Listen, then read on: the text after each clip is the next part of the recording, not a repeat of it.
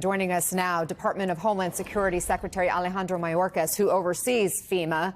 Mr. Secretary, thanks so much for taking the time. This morning, the death toll, as we mentioned, stands at 125 from Helene, but hundreds of people are still unaccounted for. Where do your efforts stand to reach those communities that are still cut off?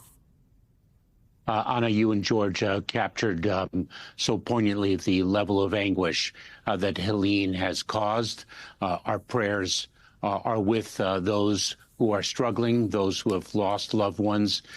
Our focus right now is on search and rescue. We have more than 1,200 personnel at all levels of government focused on search and rescue operations. We are also undertaking debris removal where we can, where the terrain allows us to do so.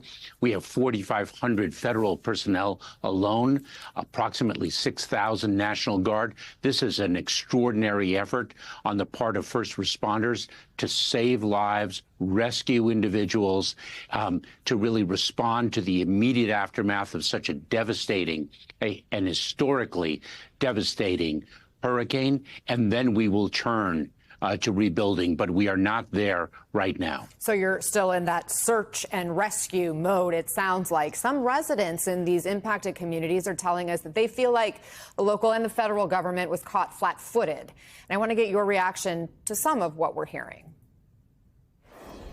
There you go, that's their government. They don't care about us, you know what I mean? They care more about the damn election and all that stuff than they care about these people that just lost everything. Do you feel the people here feel abandoned? I don't know. Probably. Anyone acting like this is a surprise has not been here long enough and is not from the mountains and does not understand how water works.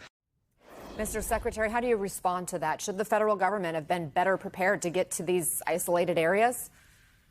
Our first priority is the well-being of people, Anna. That is absolutely critical, and we are executing on that accordingly. We have been speaking about the fact that the frequency and gravity of extreme weather events have only been increasing. This hurricane, Helene, is unprecedented in the amount of terrain it has devastated, and we are responding accordingly. And people should rest assured that we will be there for them. As George mentioned, Deanne Criswell, the administrator of FEMA, is on the ground in North Carolina. We are not forgetting about anyone. I hear you're reacting, but in terms of being proactive, was the federal government adequately prepared for this? We were. The extent of devastation is very, very difficult to predict. No one expected Hurricane Helene to actually traverse the amount of land it has indeed covered, but we are responding accordingly. We have been speaking about the need to prepare for extreme weather events for years now.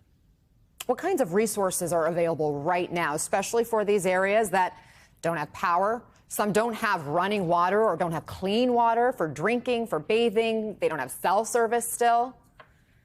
So we are dealing with some very remote areas, which we are reaching. We have improved communications. We have deployed, I think, approximately 50 Starlink satellite systems to improve responder communications. We have distributed 1.9 million ready-to-eat meals. We have distributed 1 million liters of water. And when I say we, this is the federal government, but we also are working with our state and local partners. The National Guard, World Central Kitchen is coming to assistance. This is an all-of-society effort to deal with what is clearly an all-of-society level of devastation. I'm sure you've heard former President Trump has been criticizing President Biden's response to the storm, including falsely claiming the president hadn't spoken with Georgia's governor. Here's some of what we've heard. That governor needs to he's been trying to get them, and I'm sure they're going to come through. But he's been calling. You know, they're being treated very badly in the Republican areas, right? He is lying. Let me get this straight. He's lying. And the governor told him he was lying. I don't care about what he says about me, but I care what he communicates to the people that are in need. He implies that we're not doing everything possible. We are. We are. We should know Governor Kemp says he spoke with the president, and he said that even before Trump made those comments we played. But, Mr. Secretary, what do you see as the impact of politicizing this? Anna, I won't speak about a candidate's remarks.